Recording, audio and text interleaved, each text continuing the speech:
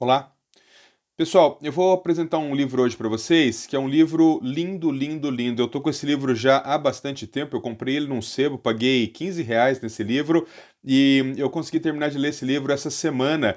É um livro da Isabel Allende, esse livro que se chama Paula, junto com A Casa dos Espíritos, né, que talvez seja a grande obra-prima de Isabel Allende, são os dois pontos máximos assim da carreira dessa escritora.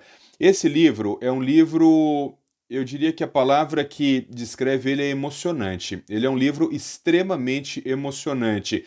Você vai precisar de alguns dias para ler esse livro, porque em alguns momentos você vai experienciando o que estava acontecendo com a Isabel e com a filha dela naquele momento, e realmente você precisa parar um pouco, refletir e no dia seguinte voltar a ler, né? Esse livro foi lançado em 1994 e ele conta, claro, a história da filha da Isabel Allende, a Paula, que quando ela tinha 28 anos, em 1991, ela teve uma crise de porfiria, né? Porfiria é uma doença grave, uma doença rara, enfim, ela teve uma crise de porfiria e ela entrou em coma. Bom, é muito curioso porque quando a Paula entra em coma por essa crise de porfiria, a Isabel Allende estava em Madrid, porque a Paula morava em Madrid, e lançando um livro naquela ocasião. No lançamento desse livro, ela recebe a notícia de que a filha dela foi internada em quadro muito grave. Ela sai dali, a agente dela leva ela até o hospital. Ela ainda consegue conversar com a Paula, mas logo depois a Paula entra em coma, né? Um coma perceptivo, um coma irreversível. Naquele momento, a Isabel, além de tomada pelo desespero de não saber se a filha dela voltava, não voltava, e os médicos, a cada dia que passava, dizendo que as chances da menina eram menores, a Paula começa então, até por sugestão da própria agente dela, a escrever algumas cartas para que quando a Paula voltasse, se caso ela tivesse perdido a memória, ela fosse capaz de saber o que aconteceu naquele período e, sobretudo, de entender um pouco da história da vida da Isabel Allende. Então, esse livro, na verdade, ele é composto por essas cartas. Então, são dezenas e dezenas de cartas que a Isabel Allende escreveu, algumas para Paula e algumas contando coisas para Paula, né? Então esse livro ele é sobretudo um livro de memórias, memórias dessa família Allende, né?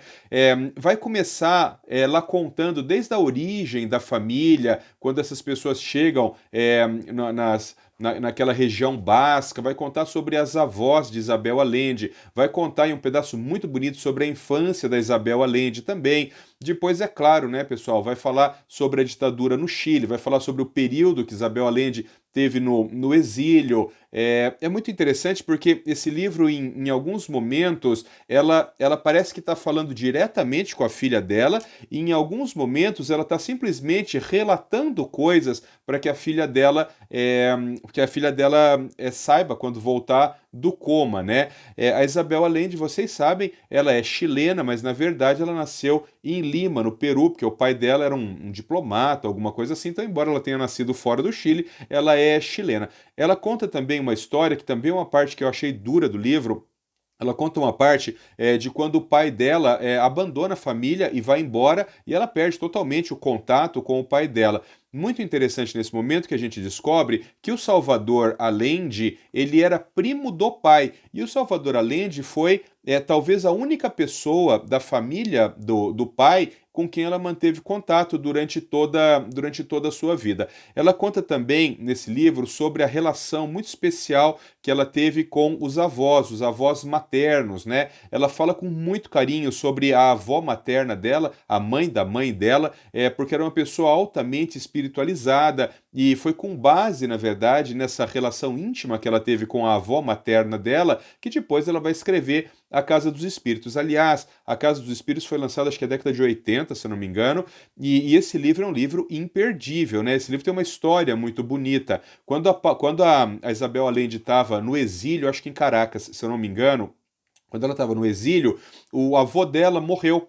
E como ela não podia ir até o avô por conta do exílio, ela começou a escrever uma carta para o avô. Só que essa carta foi rendendo, rendendo, rendendo, e quando ela viu, ela tinha escrito centenas de páginas nessa carta. É exatamente esse documento que depois vai se transformar na Casa dos Espíritos. Ela até fala que talvez um pedaço desse livro tenha sido psicografado pela clarividência da avó dela, querendo se comunicar com o avô, coisa e tal. Mas é um pedaço muito, muito, muito bonito mesmo, né? Ela conta também nesse livro aqui, pessoal, sobre um episódio de abuso que ela sofreu quando ela era criança, 8, 10 anos de idade. Ela vai falar muito sobre a instalação da ditadura, desde a eleição de Salvador Allende até o golpe em 11 de setembro de 1973, quando, claro, vocês sabem, é levado ao poder o Augusto Pinochet, né? E aí então tem início esse ciclo de ditadura no Chile. Tem também uma história interessante que Isabel Allende acabou conhecendo muitas pessoas famosas, né? Principalmente no mundo da literatura. Uma dessas pessoas que ela conheceu foi Pablo Neruda. Eles tiveram uma relação muito bonita, na verdade, muito profícua, né? E Pablo Neruda, ele morreu alguns dias, 10, 12, 15 dias depois da ascensão do Augusto Pinochet. E isso foi uma coisa que ficou muito marcante nesse momento ali da vida de Isabel Allende, né? Bom, ela conta também sobre as relações amorosas dela um pouco. Ela fala sobre a fase que ela morou em Caracas, foram quase 15 anos morando ali. Depois ela se separa do marido dela, ela conhece um americano, ela vai morar na Califórnia. E ela conta uma boa parte também da vida dela nesse momento, né? Enfim, agora eu vou dar um spoiler, que é o spoiler do livro. Quem não quiser ouvir, pode pausar o vídeo nesse momento aqui, né?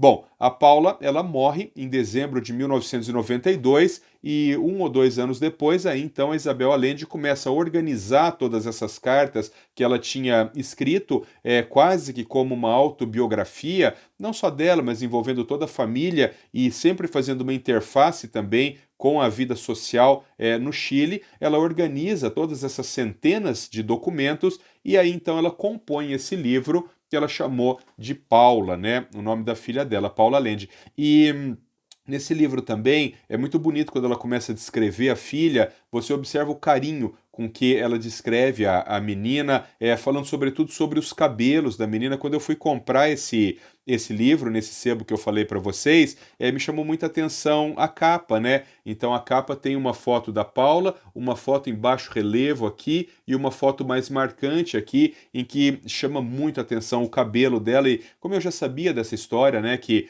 ela é descrita como uma menina muito querida, muito bonita e tal, e a mãe descreve essas características no livro. Eu achei muito bonita a capa desse livro aqui, de muito bom gosto. Pessoal, esse livro, então, como eu falei para vocês, é um livro publicado em meados da década de 90. Ele é um livro que ele tem quase 500 páginas, né? Tem 470 páginas. Um livro para você ali ler aí em uma semana. Ele realmente é um livro muito interessante, mas é um livro que em alguns momentos ele é bastante dolorido. Então vou mostrar pela última vez, Isabel Allende, Paula, um livro imperdível, vale demais a pena ler. Um abraço, fiquem com Deus.